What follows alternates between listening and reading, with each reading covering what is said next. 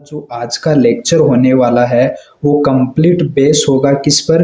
Operating system पर। जो operating system में कंप्लीट इसकी डिटेल है वो यहाँ पर हम डिस्कस करने वाले हैं, उसका एनालिसिस करने वाले हैं और बहुत ही शानदार तरीके से यहाँ पर डिस्कस करेंगे।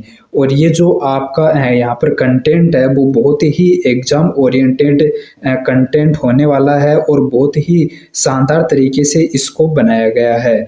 तो वन बाय वन यहाँ पर इसको समझते हैं ऑपरेटिंग सिस्टम। और आपकी कोई भी एग्ज़ाम हो जैसे एसएससी, रेलवे या फिर स्टेट एग्ज़ाम या बैंक एग्ज़ाम या फिर कोई भी जैसे कॉलेज वगैरह वहाँ पर जो एग्ज़ाम लगती है कंप्यूटर की, तो वहाँ पर ये इम्पोर्टेंट टॉपिक बन जाता है ओएस, ऑपरेटिंग सिस्टम। तो इसका कंप्लीट यहाँ पर हम डिस्कस करने जा रहे हैं। तो चलिए शुरू करते हैं आज के इस लेक्चर में है। तो आज हम डिस्कस करने जा रहे हैं ऑपरेटिंग सिस्टम। तो क्या होता है ऑपरेटिंग सिस्टम, इसके बारे में नॉर्मली आपको पता होगा। क्यों? क्योंकि आप यूज करते हैं फ़ोन, जो आपका एंड्रॉयड फ़ोन है, स्मार्टफोन है, वो आप यूज करते हैं। तो आपको पता होगा कि आपका जो फ़ोन है वो कौन सा है? एंड्रॉयड फ़ोन है, ठीक है। तो ये जो एंड्रॉयड है ये क्यों बोलते हैं, क्या चीज़ है ये, तो इसके बारे में अभी आपको पता चलने वाला है। तो ये हमारा जो लेक्चर है ऑपरेटिंग सिस्टम के लिए, इसके जो ऑपरेटिंग सिस्टम है इसके एग्जाम्पल देखना यहाँ पर। पहले आपको ये नॉर्मली यहाँ पर इंट्रोडक्शन के रूप में कुछ डायग्राम के माध्यम से, ग्राफिक्स के माध्यम से समझाया, देन हम वन बाय वन सब कुछ कवर करेंगे। तो जो ऑपरेटिंग सिस्टम, इसके एग्जाम्पल की बात करें तो जैसे विंडोज़, आपने नाम सुना होगा विंडोज़, मैक ओएस जो एप्पल का आता है, लाइनक्स, ठीक है। और आपका एंड्रॉयड जो फ़ोन के लिए आप यूज करते हो, और उबंटू। और ये जो उबंटू है, ठीक है, ये रेलवे के एग्ज़ाम में पूछा गया है क्वेश्चन डायरेक्टली कि जो उबंटू है ये क्या ऑपरेटिंग सिस्टम है या फिर क्या विंडो है, कुछ किस प्रकार का क्या है ये, ठीक है। तो इससे रिलेटेड क्वेश्चन बना है, ठीक है। iOS है, ठीक है। तो ये इसके एग्जाम्पल हैं, यानी जो ओएस आपका होता है वो इससे रिलेटेड चीज़ें यहाँ पर डिस्कस करने जा रहे हैं। तो ऑपरेटिंग सिस्टम के मुख्य कार्य क्या होते हैं, इनको आपको एक टेबल फॉर्म में यहाँ पर बोल सकते हैं कि दिया गया, ताकि आप इसको आसानी से रिवाइज कर सको। तो ये जो आपका यहाँ पर जो कंटेंट प्रोवाइड करवाया गया है वो एक रिवीजन पर्पज से भी बहुत शानदार तरीके से यहाँ पर आप देख सकते हो, कि ताकि आसानी से आप इसका रिवीजन कर सको कि जो ऑपरेटिंग सिस्टम है इसके कार्य क्या होते हैं, कि रैम मैनेजमेंट करना, फाइल फोल्डर कंट्रोल करना, हार्डवेयर कंट्रोल करना, ठीक है। और इसी के साथ हम सिस्टम्स स्टार्टअप करना, एरर हैंडलिंग करना, CUI GUI ये क्या इंटरफेस होते हैं, यूजर इंटरफेस क्या होते हैं, इसकी कंप्लीट डिस्कस करने वाले हैं। डाटा प्रोटेक्शन से संबंधित ये काम करता है। मल्टीटास्किंग और प्रोसेस कंट्रोल ये होता है। तो ये इसके मेन कार्य होते हैं जिनको हम डिटेल से डिस्कस करने वाले हैं आगे है। तो हमारा टॉपिक आता है आपका ऑपरेटिंग सिस्टम, ठीक है। तो ऑपरेटिंग सिस्टम है ये क्या होता है, सबसे पहले आपको पता होना चाहिए कि जो ओएस आप सुनते आ रहे हो कि ओएस ऑपरेटिंग सिस्टम है, वो है क्या एक्चुअल में, किसका नाम है, ठीक है, क्या होता है इसके अंदर। तो इसकी डेफिनेशन बताई जाती है कि जो ऑपरेटिंग सिस्टम है वह एक सिस्टम सॉफ्टवेयर है, ठीक है। हमने डिस्कस किया है कंप्लीट सॉफ्टवेयर को, तो वहाँ पर हमने सॉफ्टवेयर के अंदर टाइप्स में डिस्कस किए हैं सिस्टम सॉफ्टवेयर। तो ये जो ऑपरेटिंग सिस्टम है ये जो आपका सिस्टम सॉफ्टवेयर है उसका एक टाइप है, ठीक है। ये क्या करता है, यूजर जो उपयोग करता है जैसे हम हैं, और कंप्यूटर हार्डवेयर जैसे माउस, कीबोर्ड, ठीक है, CPU, ये क्या है, कंप्यूटर हार्डवेयर है, के बीच जो माध्यम इंटरफेस प्रदान करता है वो कौन करता है, जो आपका ऑपरेटिंग सिस्टम प्रदान करता है। कंप्यूटर के सभी भागों CPU, memory, hard disk, input output device को नियंत्रित और प्रबंधित, यानी इसका जो कंट्रोल और मैनेजमेंट कौन करता है, तो वो ओएस के थ्रू होता है, ठीक है। नेक्स्ट हमारा इसमें पॉइंट आता है ऑपरेटिंग सिस्टम कंप्यूटर को चलाने वाला मुख्य सॉफ्टवेयर होता है, ठीक है। यानी ये यदि सॉफ्टवेयर नहीं होगा तो कंप्यूटर है वो वर्क नहीं कर सकता, ठीक है। बिना ऑपरेटिंग सिस्टम के कंप्यूटर का काम करना संभव नहीं है, ठीक है। नेक्स्ट हमारा आता है कि इसमें ऑपरेटिंग सिस्टम के एग्जाम्पल क्या हैं, कि आपने बता तो दिया कि इसकी डेफिनेशन ये है, कुछ इस प्रकार से ही ओएस होता है, लेकिन ओएस के कहाँ पर यूज किए हैं हमने, तो उससे रिलेटेड जो आपके एग्जाम्पल हैं वो ये आते हैं विंडोज। यानी जो विंडोज है वो क्या है, ओएस है। ठीक है, ऑपरेटिंग सिस्टम है। जो भी विंडोज आते हैं, जितने भी टाइप्स के विंडोज हैं, और इस विंडोज जो आपका एमएस विंडो है, इस पर भी हम कंप्लीट जो हमारा नेक्स्ट चैप्टर होने वाला है वो इस विंडो पर कंप्लीट होगा। इसकी डिटेल देंगे हम कि कौन से विंडो कब क्या स्टार्ट हुए थे। ठीक है, विंडो 10 है। ठीक है, तो अब ये विंडो 10 है तो एक नाम स्पेसिफाई कर दिया गया है इसका कि विंडो 10 है। ठीक है, तो ये किस प्रकार से वर्क करते हैं, इनकी कंप्लीट डिटेल हम डिस्कस करने वाले हैं। इसका कंप्लीट एक लेक्चर होने वाला है। देन हमारा इसमें ऑपरेटिंग सिस्टम में आपका नेक्स्ट एग्जांपल आता है लाइनेक्स। ठीक है, तो इसमें क्या आता है आपका, उसके बाद में आता है मैक ओएस। ठीक है, उसके बाद में आपका एंड्रॉयड आता है और आईओएस आता है। ठीक है, इनकी भी कंप्लीट डिटेल अभी डिस्कस करने वाले हैं। इसके लिए सेपरेट वीडियो रहेगा और इनको हम यहीं पर डिस्कस करेंगे इसी लेक्चर में। ठीक है, अब यहाँ पर आपके पास आप पूछोगे कि क्वेश्चन कैसे बनता है एग्जाम में। तो क्वेश्चन बनता है कि आपको जैसे पूछ लिया जाएगा कि इसमें बताइए आपकी कौन सा ऑपरेटिंग सिस्टम का एक उदाहरण है। ठीक है, एग्जाम्पल है, और आपको ये एग्जाम्पल वहाँ पर ऑप्शन में देखने को मिलेंगे। तो आपको बताना होगा कि इसमें से कौन सा एक ओएस ऑपरेटिंग सिस्टम है। तो यहाँ से डायरेक्ट क्वेश्चन बन जाता है इस प्रकार से। उसके बाद में आता है ऑपरेटिंग सिस्टम के कार्य, फंक्शंस ऑफ ऑपरेटिंग सिस्टम, क्या कार्य हैं इसके। तो ये क्या करता है, प्रोसेस मैनेजमेंट। ठीक है, क्या करता है, प्रोसेस मैनेजमेंट करता है। कैसे करता है, कंप्यूटर में एक समय पर कई प्रोग्राम चलते हैं। पता होगा आपको कि आप कंप्यूटर के अंदर एक समय में बहुत से प्रोग्राम को रन कर सकते हो। ठीक है, तो उसको मैनेजमेंट करना भी तो होता है ना किसी तरह से। तो ऑपरेटिंग सिस्टम तय करता है कि कौन सा प्रोग्राम पहले चलेगा और सीपीयू का कितना समय मिलेगा उसे। ठीक है, यानी जो प्रोग्राम आपके रन होते हैं उन प्रोग्राम को रन करने के लिए कि किसको आपको फर्स्ट प्रायोरिटी देनी है। ठीक है, और किसको कितना का सीपीयू के लिए जो टाइम मैनेजमेंट होगा वो रहेगा। तो वो कौन मैनेजमेंट करता है उसका, वो प्रोसेस मैनेजमेंट के अंतर्गत आता है। उदाहरण के लिए या इसके एग्जांपल देखें तो जैसे ब्राउजर या म्यूजिक और जो वर्ड फाइल एक साथ चलना। यानी इसे क्या समझे आप कि जैसे आपका जो कंप्यूटर है, ठीक है, उस कंप्यूटर में आपने क्या किया, उसमें आपने ब्राउजर ओपन कर लिया। ठीक है, उसमें आप साथ में म्यूजिक सुन रहे हो। ठीक है, साथ में आपने वर्ड जो आपके एमएस वर्ड फाइल है वो ओपन कर रखी है। तो ये चीजें एक साथ कैसे चल रही हैं, कौन मैनेजमेंट कर रहा है इसको, तो वो इस प्रोसेस मैनेजमेंट के थ्रू ओएस करता है। ठीक है, ये चीजें क्लियर हुई। देन हमारे पास आता है कि जो आपका मेमोरी प्रबंधन है ये क्या काम करता है, किस प्रकार से क्या होता है। तो इसमें क्या होता है, आपका मेमोरी मैनेजमेंट रैम का सही उपयोग करता है। जो आपके कंप्यूटर या जो फोन के अंदर जो भी रैम होती है उसका सही उपयोग करता है तथा तय करता है कि किस प्रोग्राम को कितनी मेमोरी और कौन सी मेमोरी खाली करनी है, कौन सी मेमोरी उसके लिए खाली रखनी है। तो उसका निर्धारण कौन करता है, मेमोरी मैनेजमेंट करता है। ठीक है, कैसे करता है, जैसे आपके पास कोई ऐप है, ठीक है, तो आपने उस ऐप को क्या किया, बंद किया, तो उसके लिए जो मेमोरी खाली हुई तो वो खाली करना, ठीक है, या उस ऐप के लिए मेमोरी उपलब्ध करवाना, तो उसका मैनेजमेंट कौन देखता है, आपका मेमोरी मैनेजमेंट के अंतर्गत आता है। ठीक है, उसके बाद में आपका आता है फाइल मैनेजमेंट। अब जो आपके कंप्यूटर के अंदर फाइल होते हैं, जो फोल्डर होते हैं, उनको जैसे हटाना, उसको बनाना, या फिर उनका नाम चेंज करना, रीनेम करना, ये काम, और जो हार्ड डिस्क में डाटा को व्यवस्थित करना, ये काम कौन करता है, आपका फाइल मैनेजमेंट के थ्रू ओएस के अंतर्गत होता है। तो ये चीजें आपको ध्यान रखनी है। ठीक है, नॉर्मली यहाँ पर आपको ये चीजें क्लियर होनी चाहिए कि किस प्रकार से वर्क होता है। बाकी यहाँ पर डायरेक्टली आपको ये नहीं पूछेगा कि फाइल मैनेजमेंट इस किसके टाइप के अंतर्गत आता है, इस प्रकार से टाइप आपको आइडेंटिफाई नहीं कराएगा। आपको ये जो डिटेल यहाँ पर प्रोवाइड की है ये आपको समझ में आनी चाहिए, ताकि इससे रिलेटेड कोई भी जो स्टेटमेंट बेस्ड क्वेश्चन बनेगा वहां पर आपके ये डाटा बहुत हेल्प करेंगे।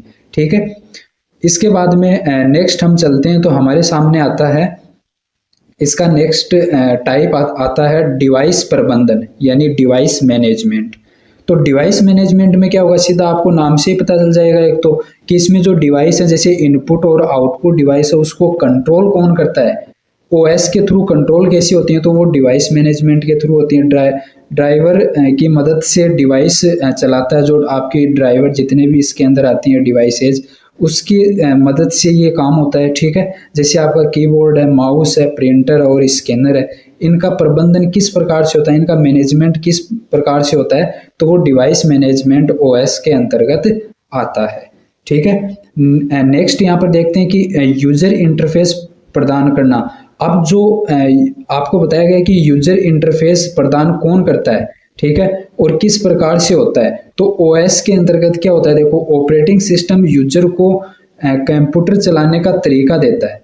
ठीक है, यानी यूजर को कंप्यूटर किस प्रकार से चलाना है, तो उसको इंटरफेस जो उसको माध्यम प्राप्त जो माध्यम उसको प्रदान करता है वो ऑपरेटिंग सिस्टम के थ्रू किसके थ्रू होता है, यूजर इंटरफेस के थ्रू होता है। ठीक है, और इसको दो तरीके से डिवाइड किया जाता है यूजर इंटरफेस को, एक तो जीयूआई जिसे बोलते हैं graphical user interface, full form important है, याद रखनी है, पहले भी डिस्कस हो चुकी है, और एक है सीयूआई कैरेक्टर यूजर इंटरफेस। ठीक है, ये दोनों इसके टाइप्स होते हैं किसके, यूजर इंटरफेस के, जिनको हम आगे डिस्कस करने वाले हैं क्लियरली। ठीक है, ये क्या होता है, जीयूआई आइकन, विंडो, माउस का उपयोग यहाँ पर होता है। ठीक है, इसमें आइकन और विंडोज होते हैं और माउस का यहाँ पर उपयोग करते हैं आप।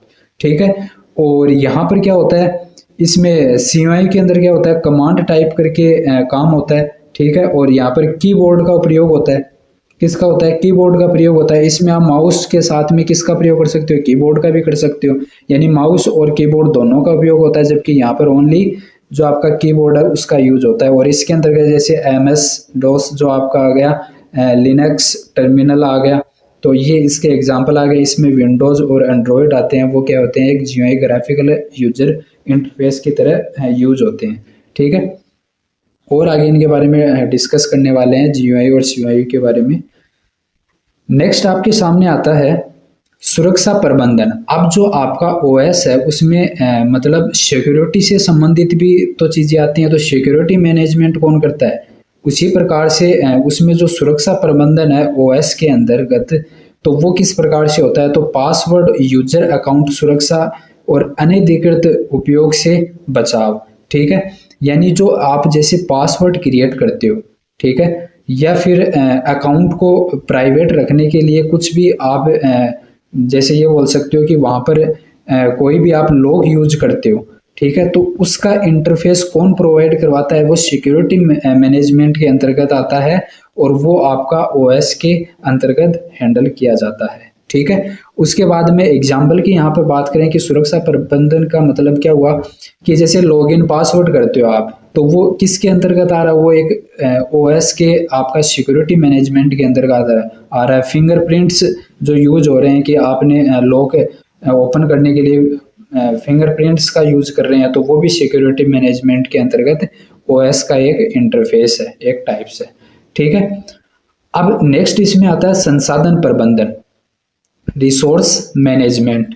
तो इसमें सीपीयू मेमोरी और आपके डिवाइस का जो संतुलित उपयोग किस प्रकार से होगा, कि भाई सीपीयू है, आपका मेमोरी है, ठीक है, और आपके जो डिवाइसेज हैं इनको किस प्रकार से एक संतुलित रूप से, एक बैलेंस रूप में इसका मैनेजमेंट करके चलना है, वो कौन करता है, वो रिसोर्स मैनेजमेंट के अंतर्गत आता है ओएस में। किसी एक प्रोग्राम को ज़्यादा संसाधन न लेने देना, ठीक है, यानी उनको मैनेजमेंट, सीधी सी बात है कि यहाँ पर बैलेंस बनाए रखना, ये रिसोर्स मैनेजमेंट के अंतर्गत आता है। उसके बाद में आता है त्रुटि पहचान व समाधान, एरर हैंडलिंग। ठीक है, तो एरर हैंडलिंग का काम इसका होता है, ओएस के अंतर्गत आता है। सिस्टम में जो गलतियां हो रही है उनको यूजर को सूचना देता है, जैसे आप जैसे वर्क कर रहे हो, ठीक है, कंप्यूटर पर आप वर्क कर रहे हो और आपके सामने मैसेज आया कि आप जो भी किसी भी साइट पर काम कर रहे हो इसमें एरर आ रहा है, ठीक है, तो ये एरर, उसमें जो त्रुटि है ये उसके बारे में सूचना आपको मिली है, तो वो किसके थ्रू मिली है, वो एरर हैंडलिंग के थ्रू मिली है। ठीक है, और वो एरर हैंडलिंग के थ्रू कौन प्रोवाइड करवाया है, जो उसमें ओएस है वो आपको प्रोवाइड करवाइए। ठीक है, तो सिस्टम नॉट रिस्पॉन्डिंग, ठीक है, इस प्रकार की जो भी आपकी एरर आती हैं तो उनको हैंडलिंग करना इसका काम होता है। ठीक है, नेक्स्ट इसमें आता है आपका टाइप, नेक्स्ट टाइप पे बात करें तो जॉब शेड्यूलिंग।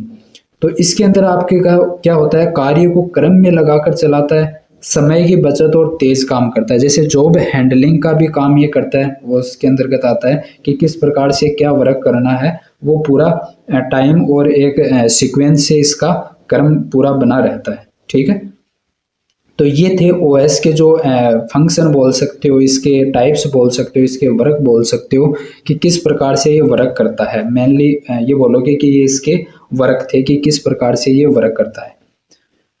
उसके बाद में आते हैं कि इसके कुछ लाभ बताए गए हैं। लाभ का मतलब यहाँ पर क्या है कि कुछ प्रॉफिट्स हैं, एडवांटेज।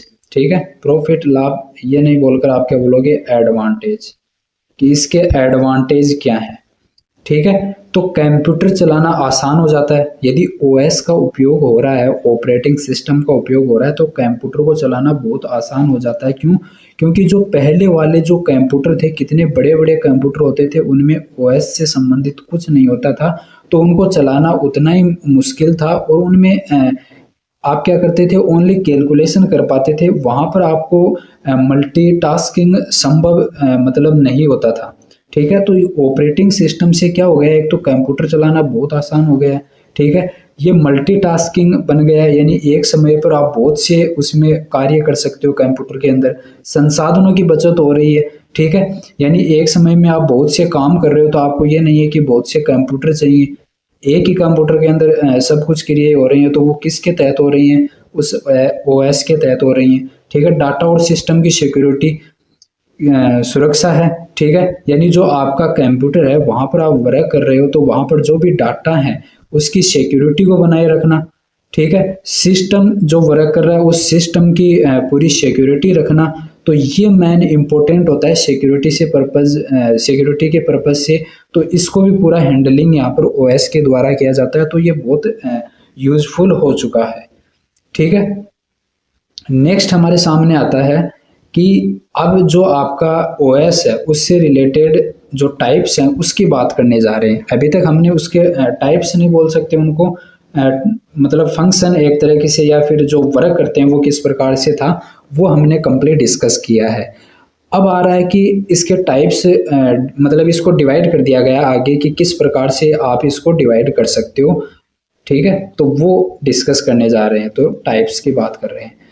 तो बैच ऑपरेटिंग सिस्टम, यहाँ से भी डायरेक्ट आपका क्वेश्चन बनता है कि जो इसके टाइप्स हैं वो किस प्रकार से, उनसे क्वेश्चन बनता है। देखना, बैच ऑपरेटिंग सिस्टम है, ये इसका टाइप आता है। इसके अंदर क्या होता है, इसके अंतर्गत होता है कि इस ओएस में एक जैसे काम को एक समूह में, बैच का मतलब देखो यहाँ पर बैच आ रहा है ना, बैच का मतलब समूह है, समूह में इकट्ठा करके एक साथ एग्जीक्यूट किया जाता है। यानी ये जो ऑपरेटिंग सिस्टम का टाइप है एक, इसमें क्या किया जाता है कि जो भी काम किया जा रहा है ना, जो भी आप वर्क कंप्यूटर पे कर रहे हो, वो वर्क एक बैच के रूप में होता है, एक समूह के रूप में वो काम होता है। ठीक है, और उसको आप समूह के रूप में, ऐसा नहीं है कि आपको पहले के लिए अलग आपको मतलब डायरेक्शन देनी होगी, या फिर कोई भी इनपुट देना होगा, दूसरे के लिए अलग देना होगा, तीसरे के लिए अलग देना होगा। नहीं, सभी आपने उसको ग्रुप में इकट्ठा किया है। ठीक है, सभी को कलेक्ट किया है, उसके जो भी डाटा है वर्क कर रहे हो, उसके जो भी डाटा है वो, उसको आप एक साथ एग्जीक्यूट कर सकते हो, यानी उसको ऑपरेट कर सकते हो एक साथ में। तो वो किसके अंतर्गत होगा, बैच ऑपरेटिंग सिस्टम के अंतर्गत होगा। इससे क्या होगा, यूजर का डायरेक्ट कंट्रोल नहीं होता है। ये इसका ये बोल सकते हो डिसएडवांटेज है कि यहाँ पर यूजर है वो डायरेक्ट कंट्रोल नहीं करता है। ठीक है, वो कंट्रोल होता है ओएस के रिगार्डिंग। फिर जॉब्स जो आपके काम हो रहे हैं, ठीक है, जो वर्क हो रहा है, क्रम से एग्जीक्यूट होते हैं। जो आपने मतलब जो जो समूह, जो भी आपने जो फाइल है, या फिर ये बोल सकते हो कि जो भी आपने वर्क कर रहे हैं कि ये आपका फर्स्ट वर्क है, ये सेकंड वर्क है, ये थर्ड वर्क है, इनको सीक्वेंस वाइज कर रहा है, तो वो काम ये कर रहा है। ठीक है, बट यहाँ पर क्या नहीं होता है, डायरेक्ट कंट्रोल नहीं होता है यूजर का, प्रोसेसिंग तेज होती है। ठीक है, ये इसका एडवांटेज है कि यहाँ पर प्रोसेसिंग वो फास्टली होगी, लेकिन एरर का पता देर से चलता है। यानी आपने जैसे ही यहाँ पर इनपुट दिया, सभी आपका जो समूह था, एक वर्ग का समूह था, उसको आपने डायरेक्टली यहाँ पर इनपुट दे दिया कि ये एग्जीक्यूट हो, ठीक है, तो फास्टली होगा, लेकिन एरर का आपको तुरंत पता नहीं चलेगा। जितना फास्टली एग्जीक्यूट होगा उतना आपको पता नहीं चलेगा, कुछ देर के बाद में आपको पता चलेगा अच्छा इसमें ये एरर थी, ठीक है। तो ये इसकी कुछ कमी बोल सकते हो। फिर जो IBM है, जो IBM कंपनी है, उन्होंने मेन फ्रेम सिस्टम यहाँ पर बनाया, किस पर आधारित था, बैच ऑपरेटिंग सिस्टम पर आधारित था ये, ठीक है। और अब बात आती है कि ये जो बैच ऑपरेटिंग सिस्टम है इसका उपयोग कहाँ पर होता है, यानी ये जो OS का टाइप है ये कहाँ पर यूज किया जाता है, क्या हमारे फोन में यूज होता है, नहीं, ये होता है आपके बैंक में, ठीक है। जो बैंक में कंप्यूटर यूज होते हैं वहां पर होता है। पे रोल सिस्टम, ठीक है, वहां पर इसका यूज होता है। तो इनके यूज भी आपको पता होना चाहिए कि ये कहाँ पर यूज होते हैं, ताकि आपको ये चीजें क्लियर हो, ठीक है। उसके बाद में आता है नेक्स्ट, इसका टाइप आता है मल्टी प्रोग्रामिंग ऑपरेटिंग सिस्टम, ठीक है। मल्टी प्रोग्रामिंग नाम से ही पता चल रहा होगा कि यहाँ पर आपके प्रोग्राम है वो ज्यादा होते हैं। किस प्रकार से होते हैं, देखो, इसमें एक से अधिक प्रोग्राम मेमोरी में रहते हैं और CPU खाली नहीं रहता, ठीक है। इसलिए तो बोला गया है कि यहाँ पर मल्टी प्रोग्रामिंग, यानी ये जो OS आपका यूज किया जा रहा है, यहाँ पर आप बहुत सारे जो प्रोग्राम है वो इसमें स्टोर कर सकते हो, ठीक है। CPU का मैक्सिमम उपयोग यहाँ पर होता है, क्योंकि प्रोग्राम की बात हो रही है, प्रोग्राम रिलेटेड डायरेक्टली आपका CPU से, ठीक है। एक प्रोग्राम वेट करे तो दूसरा रन हो सकता है, ठीक है। ये नहीं है कि जैसे आपका जो कंप्यूटर वर्क कर रहा है उस दौरान आपने एक प्रोग्राम को रन कर दिया, अब उसमें टाइम लग रहा है, लेकिन उसी समय आपने दूसरा प्रोग्राम रन करवाया तो वो प्रोग्राम वो जल्दी रन कर जाएगा, ठीक है। ये नहीं है कि वो पहला रन होगा तभी दूसरा जाकर वहां पर रन होगा, वो दूसरा भी रन हो सकता है, ठीक है। और इसके एग्जाम्पल कौन है, बेस्ट एग्जाम्पल है यूनिक्स और लाइनेक्स, ठीक है।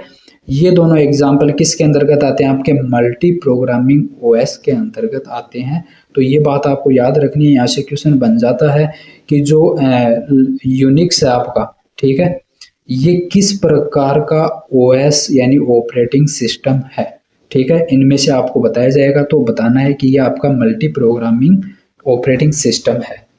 देन हमारे सामने आता है मल्टीटास्किंग, वो तो था मल्टी प्रोग्रामिंग, अब आता है मल्टीटास्किंग ऑपरेटिंग सिस्टम, ठीक है। यहाँ पर क्या होता है मल्टीटास्किंग में, इसमें जो एक यूजर एक साथ कई काम करता है। मल्टीटास्किंग का मतलब यही हुआ कि जैसे आपने कंप्यूटर के अंदर क्या कर रखा है, आपने कोई जैसे MS, जो आपकी MS वर्ड आपने ओपन कर रखा है, आप कोई जैसे डॉक्यूमेंट क्रिएट कर रहे हो, ठीक है। उसी दौरान आपका मन किया कि अभी ये प्रोग्राम रन हो रहा है, ठीक है, कोई दिक्कत नहीं है, और आप कोई अन्य प्रोग्राम है वो यहाँ पर लोड करना चाह रहे हो या फिर चलाना चाह रहे हो, जैसे आपने ब्राउज़र ओपन किया, ठीक है। तो ऐसा नहीं है कि अब उस पूरे को आपको क्लोज करना है, नहीं, उसके साथ में ही आपका ब्राउज़र है वो भी ओपन हो जाएगा। और ये है कि आपको जैसे म्यूजिक सुनना है तो बैकग्राउंड में आपका वो जैसे म्यूजिक वाला जो भी है वो आप ओपन कर दोगे तो वो भी रन रहेगा, और आप काम कर रहे हो ये भी रन रहेगा। ये चीज़ें आपने नोट की होगी, ठीक है। तो ये एक साथ म्यूजिक सुनना और ब्राउज़र चलाना, ये दोनों क्या है, मल्टीटास्किंग काम हो गई, ठीक है। एक साथ में कई काम हो रहे हैं, तो ये चीज़ें हो गई। और इसमें OS आपका क्या आता है, विंडोज़, ठीक है, मैकोस और लाइनेक्स। तो लाइनेक्स इसके अंतर्गत भी आता है आपका मल्टीटास्किंग में, और आपका मल्टी प्रोग्रामिंग में भी आता है, और विंडो इसमें ही होता है। ये चीजें आपको याद रखनी है। विंडोज क्या है, ये मल्टीटास्किंग होते हैं। उसके बाद में आपका आता है मल्टी यूजर ऑपरेटिंग सिस्टम, जिसमें एक ही सिस्टम को एक से अधिक यूजर एक साथ यूज कर सकते हैं, ठीक है। क्या होता है इसमें कि जो आपका सिस्टम है, जो एक सिस्टम है उसको एक से अधिक यूजर एक साथ में यूज कर सकते हैं। पहले ये नहीं होता था, पहले अलग अलग आपके कंप्यूटर रखे जाते थे। ये नहीं है कि एक ही कंप्यूटर पर आप मतलब वहाँ पर एक से अधिक यूजर काम कर सकते हैं, ये ऐसा नहीं हो सकता था। सभी यूजर्स को अलग अलग रिसोर्सेज मिलते हैं, ठीक है।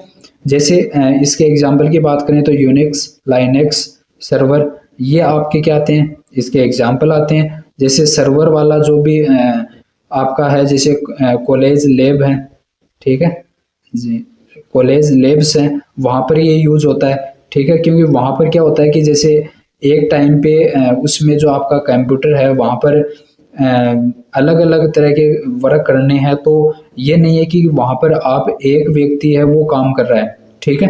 अब कोई दूसरा वहीं पर ही उसी सिस्टम में आपका काम करना चाह रहा है तो वो कर सकता है। वो किसके अंतर्गत आएगा, उसमें जो आपका कंप्यूटर है वहाँ पर क्या होना चाहिए, मल्टी यूजर ऑपरेटिंग सिस्टम होना चाहिए, ठीक है। तो इनके एग्जाम्पल है वो खासकर आपको याद रखने हैं, और बाकी बहुत ही शानदार तरीके से यहाँ आपको समझाया गया है।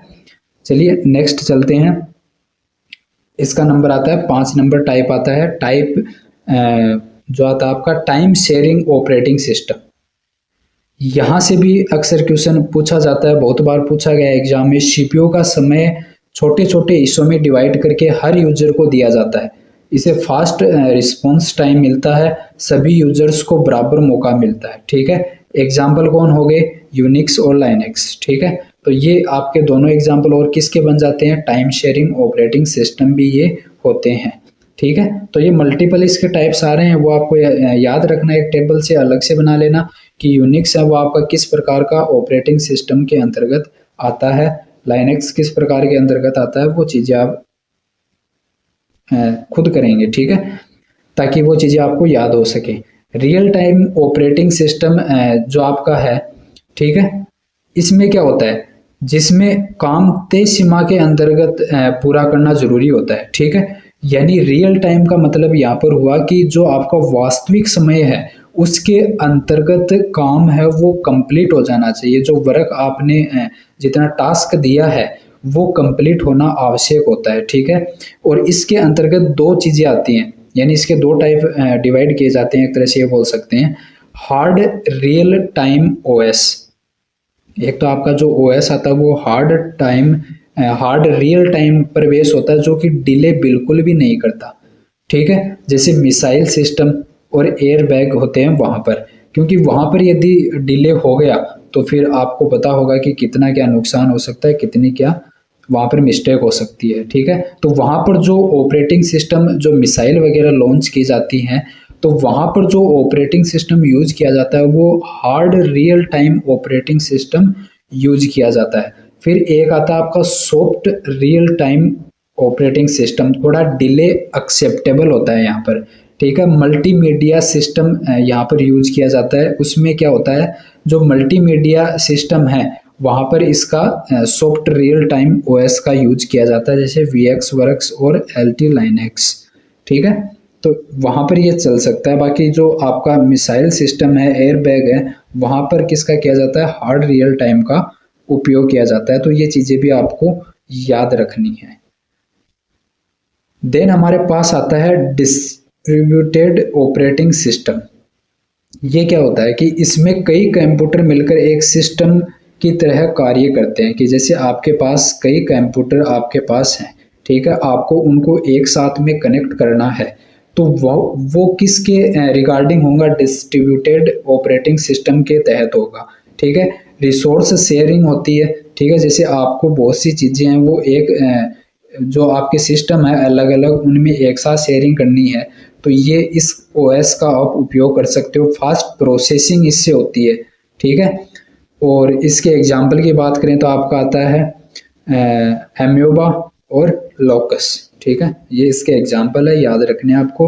उसके बाद में आता है नेटवर्क ऑपरेटिंग सिस्टम।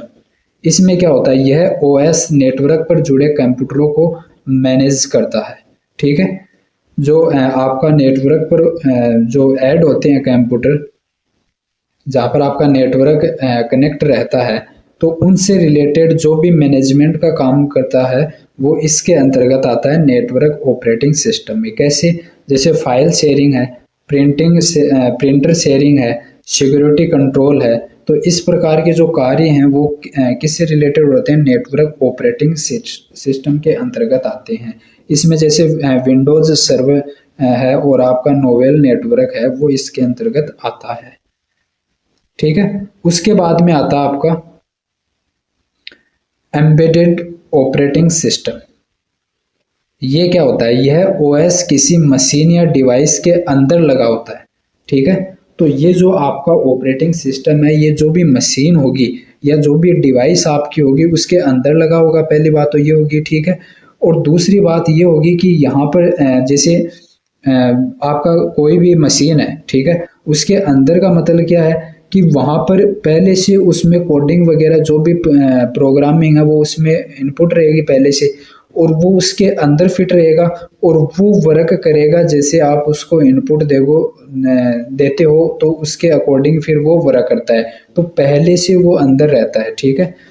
जैसे वॉशिंग मशीन है, ठीक है, वॉशिंग मशीन में आप क्या करते हो, कपड़े धुलते हैं उसके अंदर, तो वहां पर जो उसके अंदर भी क्या होता है, एक ऑपरेटिंग सिस्टम लगा होता है जिसे क्या बोलते हैं, एम्बेडेड ऑपरेटिंग सिस्टम बोलते हैं, जिसके तहत ही वो अंदर पूरी प्रोसेस होती है कि किस प्रकार से जो कपड़े हैं उनको धुलना है, किस प्रकार से क्या करना है, वो पूरा एक प्रोग्रामिंग के तहत होता है। जैसे एटीएम मशीन है, ठीक है, उस एटीएम मशीन में भी एक ओएस होता है, और वो ओएस किस टाइप का होता है, एम्बेडेड टाइप का होता है। माइक्रोवेव है, उसमें भी होता है, और आपका जो स्मार्ट जो भी आपका माइक्रोवेव है उनमें होता है, ठीक है। उसके बाद में आपका आता है एम्बेडेड, इसके एग्जांपल की बात करें तो एम्बेडेड लाइनेक्स आपका ये ओएस होता है, और फ्री आरटी आपका ओएस होता है, ठीक है। तो ये ओएस हो गए और ये इसके एग्जांपल हो गए कि कहाँ पर इनको यूज किया जाता है। उसके बाद में इसका लास्ट टाइप आता है मोबाइल ऑपरेटिंग सिस्टम, ठीक है। मोबाइल ऑपरेटिंग सिस्टम जैसे स्मार्टफोन और टैबलेट के लिए बनाया गया आपका ऑपरेटिंग सिस्टम है, वो है जैसे एंड्रॉयड और आईओएस। एंड्रॉयड आपका जो नॉर्मल फ़ोन है उनके लिए, और आईओएस आपका जो एप्पल फ़ोन है उनके लिए, ठीक है। तो ये इसके टाइप्स थे जो कि बहुत ही शानदार तरीके से यहाँ पर आपको बताए गए हैं। आपको यहाँ पर ये नहीं है कि ये चीज़ें आपके एग्ज़ाम से रिलेटेड नहीं है, बिल्कुल रिलेटेड है, एग्ज़ाम ओरिएंटेड चीज़ें यहाँ पर आपको करवाई गई है। एक एक चीज़ आपको ध्यान रखनी है, ठीक है।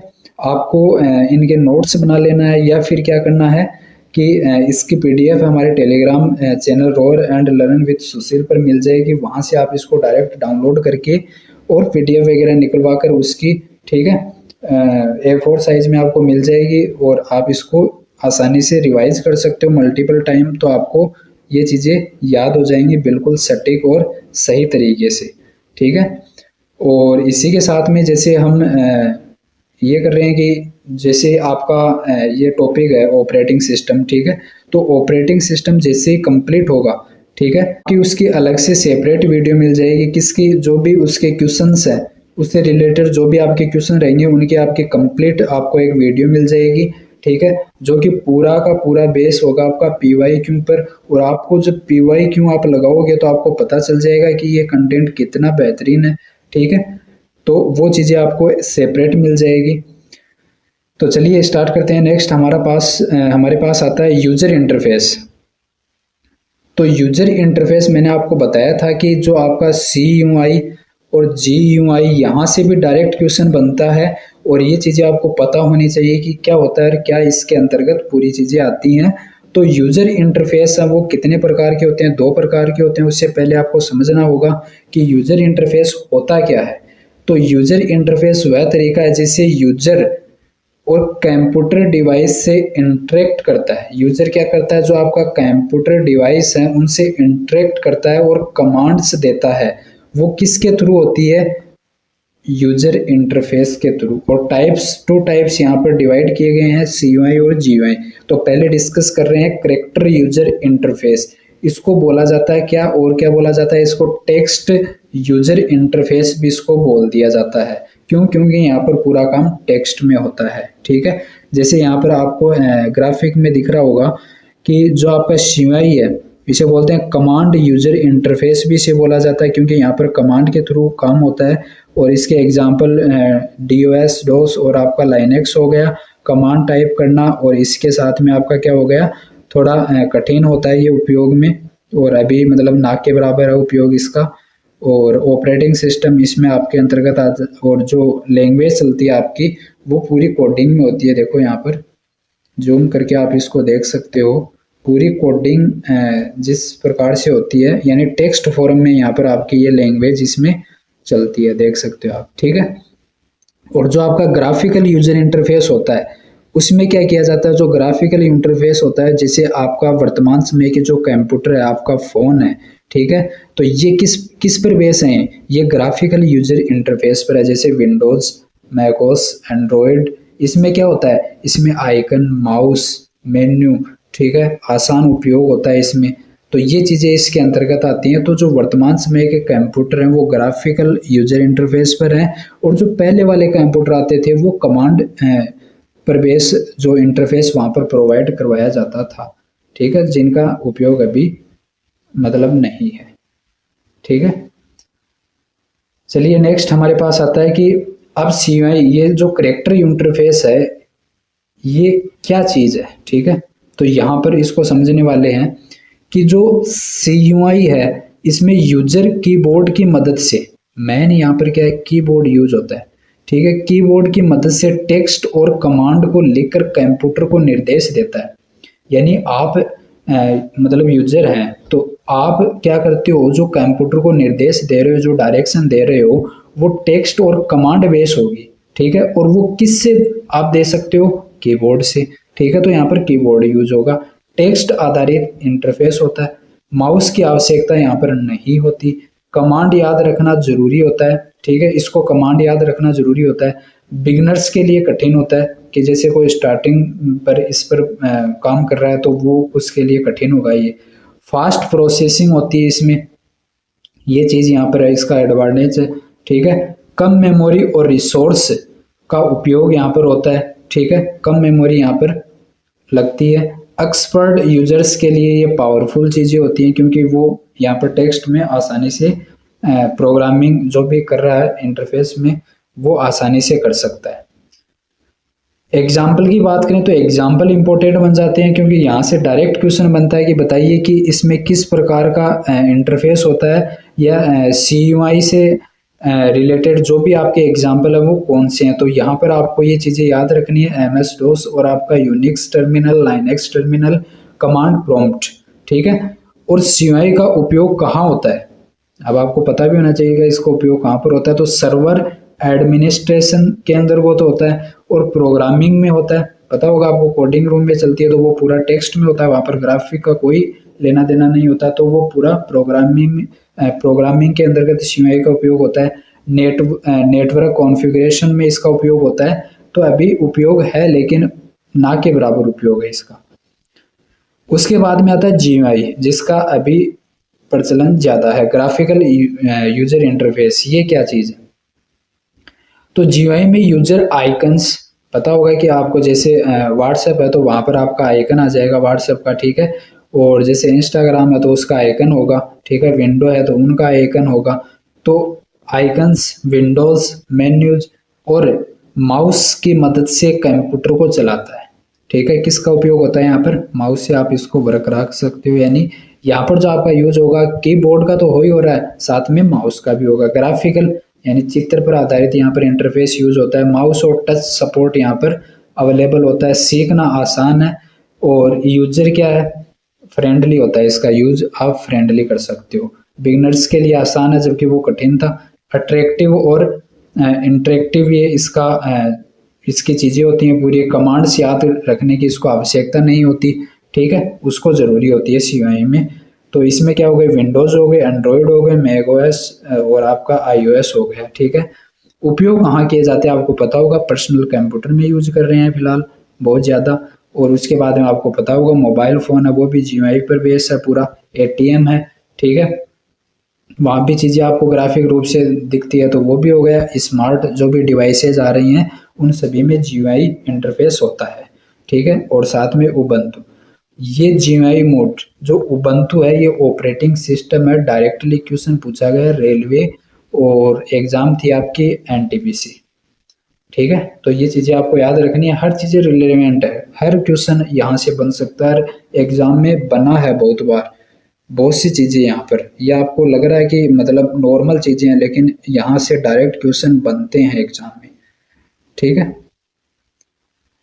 देन हमारे पास आता है कि ये जो आपके ऑपरेटिंग सिस्टम थे वो कौन कौन से किस प्रकार से थे, तो वहां पर हम डिस्कस करने जा रहे हैं एमएस डोस को, जो कि आपकी किस पर बेस था, सीयूआई यानी कमांड लाइन इंटरफेस पर बेस ये आपका था। ठीक है, तो कमांड लाइन इंटरफेस इसका था आधारित ऑपरेटिंग सिस्टम है जिसे माइक्रोसॉफ्ट ने विकसित किया था। ठीक है, इसलिए इसके यहाँ पर क्या लगा है, एमएस मतलब माइक्रोसॉफ्ट। अब डीओएस का मतलब आपको पता होना चाहिए कि इसकी फुल फॉर्म क्या है। ठीक है, तो इसको बोलते हैं डिस्क ऑपरेटिंग सिस्टम। ये आपकी डीओएस की फुल फॉर्म हो गई, एमएस की हो गई माइक्रोसॉफ्ट। ठीक है, तो ये इसका कंप्लीट नाम हो गया और इसमें आपका एमएस डोस में कुछ इस प्रकार का ये इंटरफेस आपको देखने को मिलता है टेक्स्ट फॉर्म में। ठीक है, इसके बाद में आता है कि ये चीजें आपको यहाँ पर क्यों बताई गई हैं, क्यों, क्योंकि यहाँ से डायरेक्ट क्वेश्चन बनता है कि जो आपका एमएस डोस है इसका जो मतलब ये पूछा जाएगा कि ये किस कंपनी ने सबसे पहले इनके कंप्यूटर बनाए थे, या इसका प्रचलन है वो किस वर्ष से हुआ था। तो ये चीजें आपको क्लियरली याद रखनी है। ठीक है, जैसे 1981 में इसका मतलब डेवलपमेंट हुआ। ठीक है, माइक्रोसॉफ्ट जो कंपनी है वो इसका विकास किया, मतलब डेवलप किया इसको। पहला उपयोग IBM PC कंप्यूटरों में हुआ। लोकप्रियता कब बढ़ी इसकी, 1980 से 1990 के दशक में। ठीक है, देन हमारा आता है कि इसके कुछ फीचर्स हैं। क्या फीचर हैं, टेक्स्ट आधारित ऑपरेटिंग सिस्टम है।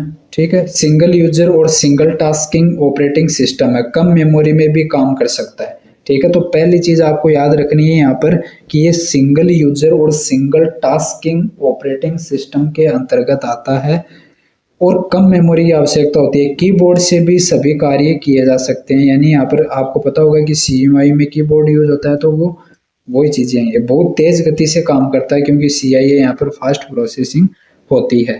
ठीक है, ये चीजें आप यहाँ पर पढ़ सकते हो कि कमांड लाइन ऑपरेटिंग सिस्टम ये होता है। ठीक है, माइक्रोसॉफ्ट डिस्क ऑपरेटिंग सिस्टम है। ठीक है, और ये जो आपका MS डोस है इसके कुछ क्या आते हैं, ये बोल सकते हैं कंपोनेंट आते हैं। और वो कंपोनेंट क्या है, एक तो IO.SYS और एक आता है MSDOS.SYS और उसके बाद में आता है command.com। ठीक है, तो ये तीन इसके कंपोनेंट होते हैं जो कि आपको याद रखने हैं। ठीक है, और ये टेस्ट बेस्ड ऑपरेटिंग सिस्टम है। कमांड किस प्रकार के, जैसे DIR उससे कॉपी हो जाएगी, DEL से एग्जिट, ये क्या है, कमांड है। सिंगल यूजर है यानी एक ही इसमें उपयोगकर्ता होता है। ठीक है, कैसे काम करता है MS डोस है वो कैसे काम करता है, तो कंप्यूटर ऑन करते ही आपका क्या इसमें लोड होगा, IO.SYS जो इसका ये कंपोनेंट है ये इसमें लोड हो जाएगा। फिर क्या होगा, इसमें दूसरा कंपोनेंट ये मेमोरी में आता है। ठीक है, अंत में command.com लोड होता है और स्क्रीन पर प्रोमोट दिखाई देता है और आपका C और ये जो आपका कॉलन और ये जो भी आपके सिंबल हैं ये आपको दिखाई देंगे और देन वहां पर आपका इंटरफेस है वो स्टार्ट हो जाएगा। MS डोस का उपयोग कहाँ पर होता है, तो उपयोग की बात करें तो पुराने कंप्यूटर है उनमें बताया मैंने कि पुराने कंप्यूटर है वहां पर यही चीजें चलती थी। ठीक है, पूरी आपकी टेक्स्ट बेस प्रोसेसिंग होती थी। ATM मशीन जो पहले वाले थे उनमें यही सिस्टम था पूरा। एम्बेडेड सिस्टम है वहां पर यही सिस्टम है पूरा, और कंप्यूटर एजुकेशन है वहां पर भी यही सिस्टम था। ठीक है, अभी पूरा जो GUI बेस प्रोग्राम हो रहा है। इसके बाद में आपका आता है नेक्स्ट, वो आता है यूनिक्स ऑपरेटिंग सिस्टम। तो यूनिक्स ऑपरेटिंग सिस्टम है, इसका मतलब क्या होता है, यूनिप्लेक्स्ड इंफॉर्मेशन एंड कंप्यूटिंग सिस्टम। ये क्या होता है, मल्टी यूजर और मल्टीटास्किंग ऑपरेटिंग सिस्टम होता है। चीजें डिस्कस कर चुके हैं। विकसित कब किया गया, 1969 में इसको किया गया, 69। ठीक है, केन थॉम्पसन और डेनिस रिची याद रखने आपको क्योंकि यहां से डायरेक्ट क्वेश्चन बना है। ठीक है, इंपॉर्टेंट है ये। तो इनके जो डेवलपर है जिन्होंने इसका विकास किया है यूनिक्स का ऑपरेटिंग सिस्टम का, तो वो ये दो व्यक्ति हैं जिनके नाम आपको याद रखने हैं। ठीक है, केन थॉमसन, आप पूरा भी नहीं याद रखो तो जैसे केन नाम याद रख लिया, इसका डेनिस रिची आपने नाम याद रख लिया तो वो थोड़ा याद रह जाएगा, हिंट मिल जाएगा। कंपनी कौन सी थी, इसकी जो संस्था थी वो कौन सी थी, AT&T बेल लैब्स, वहां पर इसको बनाया गया। इसमें लैंग्वेज कौन सी यूज होती है यूनिक्स के अंतर्गत, लैंग्वेज कौन सी आती है, तो वो आपकी सी लैंग्वेज आती है, हाई लेवल लैंग्वेज। ठीक है, और इंटरफेस पता होगा, CI बेस यहाँ पर इंटरफेस इसमें होता है। अब देखो यहाँ पर और क्वेश्चन बनते हैं इसमें इंपॉर्टेंट, और वो क्वेश्चन किस प्रकार से बनता है कि इसके कुछ पार्ट आते हैं, किसके पार्ट, यूनिक्स के कुछ पार्ट आते हैं। ठीक है, कैसे कंपोनेंट बोल सकते हो जिन्हें आप सेल, कर्नल, फाइल सिस्टम। ठीक है, और इसकी कमांड LS, MKDR और PS, किल, एग्जिट, ये इसके कमांड हो गए। फीचर्स ये इसके हो गए, हाई सिक्योरिटी इसकी होती है, मल्टीटास्किंग, मल्टी यूजर होता है, पावरफुल कमांड लाइन होती है। ठीक है, तो ये चीजें आप यहाँ पर देख सकते हो। एग्जाम्पल की बात करें तो लाइलेक्स और आपका क्या हो गया, लाइनेक्स और आपका सोलरिस हो गया। ठीक है, तो यहाँ पर क्या होता है कि जो कर्नल होता है वो आपका यूनिक्स का मुख्य भाग होता है, तो इसका मुख्य भाग है, ये आपको याद रखना है। ठीक है, उसके बाद में आपका सेल आता है जो कि यूजर और कर्नल के बीच इंटरफेस प्रदान करता है, वो होता है सेल। ठीक है, तो आपका क्या होगा, कर्नल हो गया, सेल हो गया। फिर उसके बाद में फाइल सिस्टम, ये क्या होता है, ट्री और हायरार्चिकल स्ट्रक्चर प्रदान करता है। आपका रूट यूजर इसमें सबसे अधिक अधिकार उसका होता है, रूट यूजर का। सिक्योरिटी की बात करें तो यूजर ID, यहाँ पर पासवर्ड, फाइल परमिशन आप यूज कर सकते हो। यूज कहाँ होता है इसका, सर्वर में, वर्क स्टेशन में और सुपर कंप्यूटर में। तो इसके जो यूज है वो खासकर याद रखने आपको कि जो आपका यूनिक्स है, ठीक है, वो कहाँ पर यूज होता है। ठीक है, तो वर्क स्टेशन होते हैं वहां पर यूज होता है, सर्वर में यूज होता है, और जो सुपर कंप्यूटर आते हैं उनमें इनका उपयोग होता है। ठीक है, एग्जाम्पल की बात करें तो क्या होते हैं, लाइनेक्स हो गया, सोलरिस हो गया और AIX हो गया। ठीक है, ये इसके आपके एग्जाम्पल आ गए। साथ ही बात करें एक लाइन में, यहाँ पर आप चीजें याद रख सकते हो तो one line fact for exam के लिए, यूनिक्स एक पोर्टेबल, सिक्योर और पावरफुल सर्वर OS आपका है। ठीक है, उसके बाद में आता है कि लाइनेक्स क्या है, तो ये एक ओपन सोर्स, ठीक है, ओपन सोर्स ऑपरेटिंग सिस्टम है जिसका विकास कब हुआ, 1991 में। ठीक है, डेवलपर कौन थे, आपके देखो लाइनेस टोरवेल्ट, तो याद रख सकते हो आसानी से क्योंकि ये पूछे जाते हैं, तो आपको इनके नाम खासकर याद रखने हैं। यूनिक्स पर आधारित ऑपरेटिंग सिस्टम, ठीक है, और मल्टी यूजर क्या है, मल्टी यूजर और मल्टीटास्किंग है ये। इंटरफेस CUI प्लस GUI दोनों यहाँ पर होते हैं। ठीक है, और साथ में जो आपका इसमें कर्नल होता है, ठीक है, लाइनेक्स का कोर भाग ये माना जाता है। ठीक है, सिक्योरिटी के लिए आपका यूजर परमिशन सिस्टम इसमें उपलब्ध होता है, फाइल सिस्टम, ट्री और वही हायरार्चिकल होती है। पोर्टेबल OS अलग अलग हार्डवेयर पर चल सकता है। ठीक है, फ्री ऑफ कॉस्ट ये होता है, जैसे आपका Ubuntu, Red Hat, Debian, Fedora, Kali Linux. तो ये एग्जाम्पल है, ये खासकर आपको याद रखने हैं, डायरेक्ट एग्जाम में पूछे जाते हैं। ठीक है, ये आपका फ्री और ओपन सोर्स है। ठीक है, तो इस डायग्राम ग्राफी के माध्यम से भी आप इसको समझ सकते हो, ये इसके एग्जाम्पल हो गए। ठीक है, ये इसके आपके कंपोनेंट्स हो गए, कर्नल और लाइनेक्स। ठीक है, यूज ऑफ, हाँ यूज कहाँ होता है तो सर्वर्स में होता है। एंड्रॉयड OS के अंदर आपका लाइनेक्स आता है। ठीक है, जो आपका फ़ोन है वहाँ पर लाइनेक्स होता है। सुपर कंप्यूटर है वहाँ पर यूज होता है। क्लाउड और नेटवर्किंग में जो भी आपके कंप्यूटर यूज होते हैं वहाँ पर उनमें आपका ये OS उपलब्ध होता है। ठीक है, उसके बाद में आपका लास्ट हम डिस्कस करने जा रहे हैं इसमें, वो आता है एंड्रॉयड। ठीक है, तो जो आपका एंड्रॉयड है ये क्या है, आपको पता होगा कि एंड्रॉयड फ़ोन आता है, लेकिन एंड्रॉयड है क्या, क्या कोई ये ब्रांड है या फिर किसी सिस्टम का नाम है या कोई ऑपरेटिंग सिस्टम है, क्या है। तो वो चीज़ यहाँ पर समझने वाले हैं कि ये एक्चुअल में है क्या। एंड्रॉयड एंड्रॉयड सुनते आ रहे हैं, ठीक है। तो डिस्कस करने जा रहे हैं एंड्रॉयड।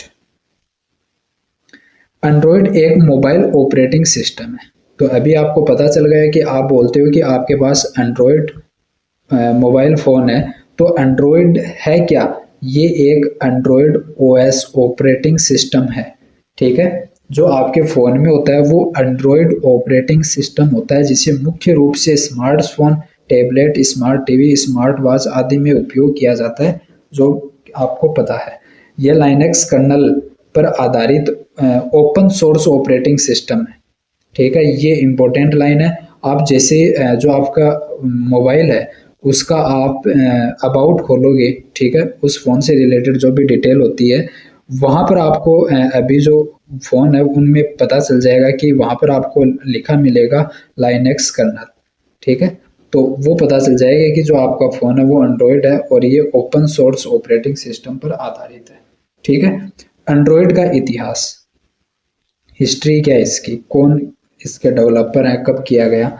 तो 2003 में इसका आविष्कार हो चुका था।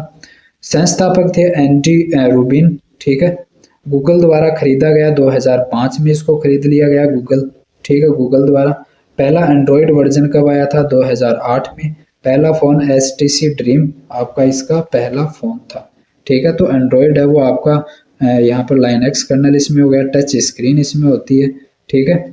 और वर्जन इसके जैसे कप केक, ओरियो, ये जो आपके फूड से रिलेटेड यहाँ पर आगे कंपोनेंट की बात करें तो applications, application frameworks, Android run time, ठीक है, लाइब्रेरीज, ये इसमें होते हैं। वर्जन की बात करें तो ये इसमें वर्जन आ गए, ठीक है। इसके बाद में हमारे पास आता है कि इससे रिलेटेड और चीज़ें पता चल गया। ओपन सोर्स है, टच स्क्रीन आधारित है, मल्टीटास्किंग है, एक समय पर आप इसमें फ़ोन के अंदर भी बहुत चीज़ें यूज कर सकते हो, जैसे आप म्यूजिक सुन रहे हो और साथ में आप ब्राउज़र आपने ओपन कर रखा है और वहाँ पर कोई भी आप रिसर्च वगैरह कर रहे हो, ठीक है। उसके बाद में आता है इसमें ऐप बेस्ड ऑपरेटिंग सिस्टम में प्ले स्टोर आता है, वहाँ से आप ऐप डाउनलोड कर सकते हो। कस्टमाइजेबल यूआई यहाँ पर आपका इसमें होता है, यूजर इंटरफेस होता है। और वॉइस असिस्टेंट इसमें गूगल द्वारा आपको प्रोवाइड किया जाता है। एंड्रॉयड एक Linux based open source mobile operating system है, ठीक है। उसके बाद में आता है आपका iOS ऑपरेटिंग सिस्टम। अब iOS सेम एंड्रॉयड की तरह, लेकिन iOS एक मोबाइल ऑपरेटिंग सिस्टम है, लेकिन ये किसके लिए है? एप्पल के लिए, क्योंकि ये डेवलपर एप्पल कंपनी द्वारा किया गया, लॉन्च 2000 आपका 7 में इसका हुआ। यूज कहाँ पर यूज होता है? IPhone, iPad. तो जो आईफोन होते हैं उन आईफोन में जो आपका ऑपरेटिंग सिस्टम होता है वो कौन सा होता है? iOS, ठीक है। और जो आपके फ़ोन आते हैं, नॉर्मल फ़ोन है, ठीक है, नॉर्मल मोबाइल है, वहाँ पर जो यूज होता है वो कौन सा होगा? एंड्रॉयड, ठीक है। ये चीज़ें आपको क्लियर होगी।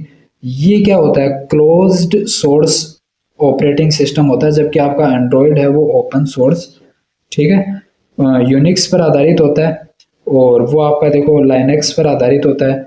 मल्टी यूजर नहीं होता, ठीक है, लेकिन मल्टीटास्किंग सपोर्ट यहाँ पर होता है। टच स्क्रीन होती है, बिल्कुल। ऐप स्टोर वहाँ पर होता है, वहाँ पर प्ले स्टोर होता है, से ऐप इंस्टॉल कर सकते हो। हाई सिक्योरिटी होती है, इसमें पता होगा आपको कि आईफोन की हाई सिक्योरिटी होती है। लैंग्वेज कौन सी यूज की जाती है? तो स्विफ्ट और आपकी ऑब्जेक्टिव सी जो लैंग्वेज है वो यहाँ पर आपको देखने को मिलती है, ठीक है। तो ये चीज़ें हमने यहाँ पर क्लियर की है कि जो आपका ऑपरेटिंग सिस्टम है ये हमने यहाँ पर कंप्लीट डिस्कस कर लिया है, ठीक है। इसके टाइप्स कवर किए हमने, ठीक है। उसके जो फंक्शंस हैं वो हमने कंप्लीट किए हैं कि किस प्रकार से ये वर्क करता है, ठीक है। उसके बाद में यहाँ पर जो ये ओएस के अंतर्गत आपका यूजर इंटरफेस आता है, उसके जो दो टाइप्स हमने पढ़े हैं, CUI और GUI, जो कि बहुत इम्पोर्टेंट हैं, उनको हमने डिटेल से डिस्कस किया है, ठीक है। अब हमारे इसके अंतर्गत आता है आपका जो यूजर इंटरफेस है, इसमें आपके ये हमने डिस्कस कर लिया। देन इसमें जो एग्जांपल है ओएस में, उसमें आपका विंडो वाला आता है। विंडो है वो हमने विंडोज़ है वो हमने डिस्कस नहीं किए हैं, तो उसके लिए एक सेपरेट वीडियो बनेगा। क्यों बनेगा? उसके लिए एक सेपरेट लेक्चर होने वाला है, क्योंकि ये विंडो आपका विंडोज़ है, ये कंप्लीट बहुत मतलब डिटेल है, इसके अंतर्गत समझाने लायक चीज़ें हैं और यहाँ पर क्वेश्चन बनते हैं, बहुत क्वेश्चन बने एग्जाम में, ठीक है। तो ये चीज़ें आपको पूरी क्लियर होनी चाहिए विंडो से रिलेटेड। तो वो हमारा नेक्स्ट जो लेक्चर होगा वो किस पर बेस होने वाला है?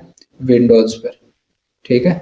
तो उसको हम डिटेल से डिस्कस करेंगे। आई होप यहाँ पर आपको चीज़ें पूरी क्लियर हुई होंगी। तो आपको कोई भी इन जो भी यहाँ पर प्रोवाइड कंटेंट है उससे कोई डाउट है, वहाँ पर कोई चीज़ें आपको समझ में नहीं आ रही हैं, तो वो आप कमेंट सेक्शन में हमें कमेंट कर सकते हो, ताकि हम वहाँ पर कोई सॉल्यूशन आपको प्रोवाइड करा सके, ठीक है। चीज़ें आपको क्लियर हुई होंगी, आसानी से यहाँ पर आपको समझाया गया, बहुत ही साधारण लैंग्वेज यहाँ पर यूज़ की गई है, बहुत एग्जाम ओरिएंट चीज़ें यहाँ पर यूज़ की गई हैं, ठीक है। तो बात आती है आपके सपोर्ट की, तो आप ज़रूर इस चैनल को सब्सक्राइब करें, वीडियो को लाइक करें और ज़्यादा से ज़्यादा अपने दोस्तों के साथ इसको शेयर करें, ठीक है। Thanks for watching.